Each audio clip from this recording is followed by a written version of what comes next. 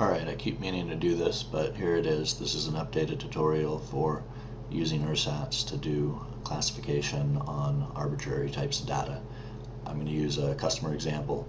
We're going to blur out their information so we can keep it general, but I'm just going to step through it.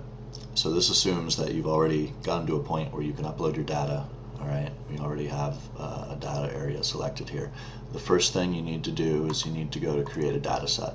Okay, so you click create a data set and you're going to be presented with this chart basically. So there's a couple of things. You can view it as a list. So what you need to do is go through and ignore certain columns, right? So like for here you can see that there's only one unique value, so you're going to want to ignore that. Here you're going to want to ignore that. How do I know it's one value? Because it's just got one bar here as opposed to 2 bars or 46 unique values. And the reason you need to do all of this is because it's going to have an impact later on what gets done to the data, how the data gets processed and then loaded into the program. So let's keep going through this. Numerical data. So, you might have text data, you might have numerical data, you might have integer values, and Ersatz will make an effort to gauge which is which, but it still is a little bit tedious. We'd like to ideally speed this up. For example, ignoring columns automatically that only have one value. That would be a really sane default to have currently. For the record, if you do leave a couple of these in accidentally, it probably won't make that big of a difference, although I wouldn't recommend it if you can avoid it. I'm just saying you don't have to be super diligent. Alright, and then finally, this messes a lot of people up. You need to select the target that you're predicting. Okay, so you're training a neural network to look at this data and then tell you one of the other columns that it's not going to know about. So in this case it's going to be score. So you just click, I just clicked on the column score and I'm dragging over. Okay, you have to click at the top. If you just click here, it's going to like highlight the text. So you have to click here, bring it over. Alright, and you can see that the classes are unbalanced. Okay, and this is going to be pretty common. A lot of people have unbalanced classes. So what you need to do, you're going to go to next step. You're going to need to apply some filters. Okay, so the first one you want to apply, you're going to want to balance your data. So we're starting out with a split of 26 and 74% between bad and good. So most of the examples are good.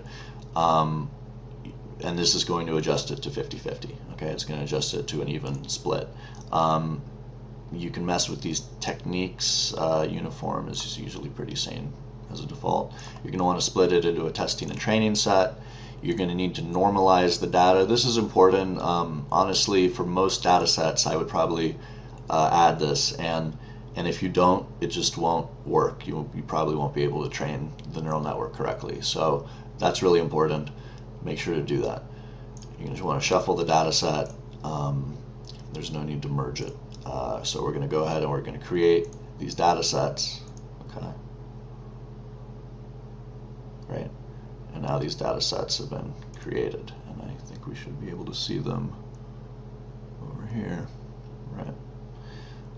So that was the data set we just created. You can see a little bit of information about it. So we're going to create an ensemble now. Okay, and we're not going to worry about TS&E today. We're going to worry about deep neural nets. It's going to automatically select the last training and test set that you created, which in our case is what we want to use, but it doesn't limit you. It'll also display data sets that fit the right number of dimensions. So, not all the data sets that listed here necessarily come from the same data file, so it's a little bit confusing. But anyway, in this case, I'm going to choose the parameters because I happen to know the right ones to pick. And I'll just kind of walk you through the process I used to do that a little bit. Number of iterations. We're going to train for about 50 iterations. Why 50? Well, sometimes you want to train for 10. That's the default that you use, which gives you a pretty good idea about the general direction that something is going. If you don't see anything after 10 results, something might be wrong. But 100 iterations or 200 iterations would be more standard for training a large model. 50 is somewhere in between, so call it that. For batch size is a trade-off between how fast your network is going to train and how well it will train, and that is influenced by the number of classes that were in your data. So there's only 2 classes here, so you could argue that you only need 2 examples in your batches, but that's going to be really slow. So I did a trade-off. We're going to do 20. We're going to leave dropout off. Okay, this isn't a very big data set, so you don't want to use dropout. Well, try it with dropout, try it without. It is a fundamentally different way of training the neural network, so you'll get fundamentally different outcomes. We're going to set this as at 0.01, and this is a pretty safe default right here. 0.01 and 0.001. Okay, it's going to start here, it's going to end up there, it's going to adjust it logarithmically. Momentum is going to be adjusted linearly, and we're actually going to set that to be kind of high here.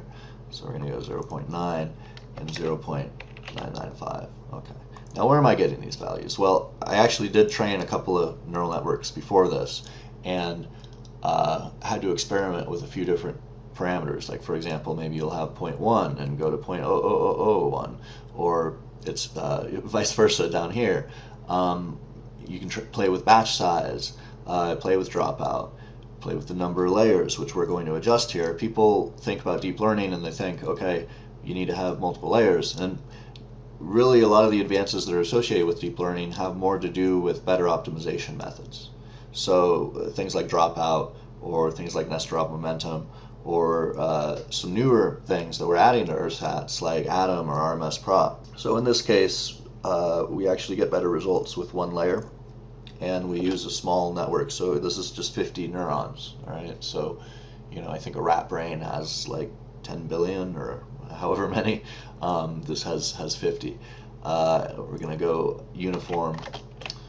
We're going to set this as 0.004, which is also somewhat arbitrary, but what's interesting is, if you play with these parameters all affect each other in different ways, so it's kind of hard to predict. So you have to tweak it and experiment, and it's really kind of interesting. Anyway, we're going to go ahead and hit finish now, because we're satisfied with our parameters. It's going to take a minute to load. All right, so now we're going to see this pop up. It's going to say in queue, then it's going to say started. Now it's receiving data, so what it's doing is it's already processed the data ahead of time. It's pulling it down to the worker. All right, here we go. Now we're training. This confusion matrix you want to be diagonal, basically. You want to see orange diagonals right here. What we're seeing isn't good. Oh wait, okay, now it's changing a little bit. See this loss thing? This should be going down and this should be going up. If this is going down and this is flat,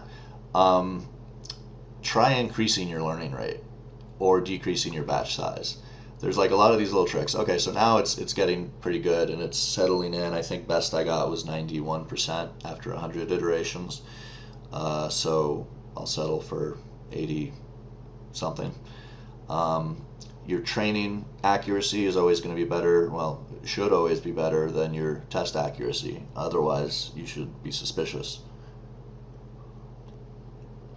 As it trains, you should see a divergence between your test and train losses. What's interesting is if you look at the divergence here, it's not as extreme in absolute terms, but in relative terms, for the scale of the loss, it's more visible. You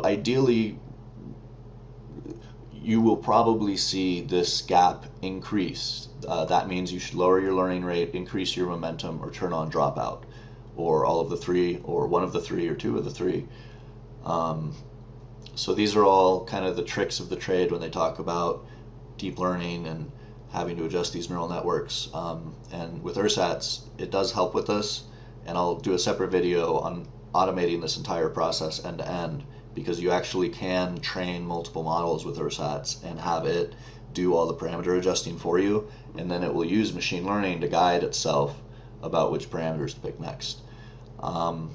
But for now, I just wanted to show people how to train a quick and dirty model on some real customer data in a real life use case. And this result is, oh yeah, okay, 91%. Yeah, this result is quite good. Actually, I think that's better than the result I got last time with the same parameters.